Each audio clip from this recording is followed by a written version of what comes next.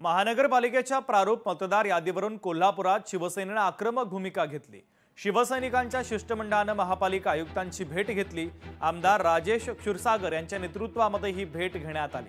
मतदार याद्यांमधील घोळ तात्काळ सोडून घ्यावा, अन्यथा अधिकाऱ्यांवर चार्ज ठेवत कारवाई करावी। भेट घेत आयुक्तांना आता राजेश क्षीरसागर यांनी थेट इशारा दिला। कोल्हापूर महानगरपालिकेसह संपूर्ण काही ठिकाणच्या महापालिका नगरपालिका यांच्यामध्ये जो मतदार याद्यातला जो घोळ झालेला आहे हा काही संपताना दिसत नाही।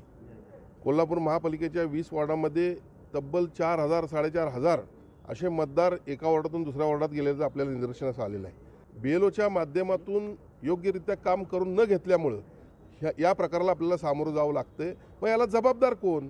तर जे कोणी विभागीय अधिकारी असतील आणि त्याचबरोबर त्यांच्यावरती कंट्रोल असणारे मग ॲडिशनल कमिशनर असतील आणि इतर कोणी उपायुक्त असतील, तर या लोकांना मी या ठिकाणी स्पष्टपणे आदेश दिलेले आहेत। झालं तेवढं झालं, आता इथनं पुढच्या काळामध्ये हे तातडीनं सुधारून घ्यावं।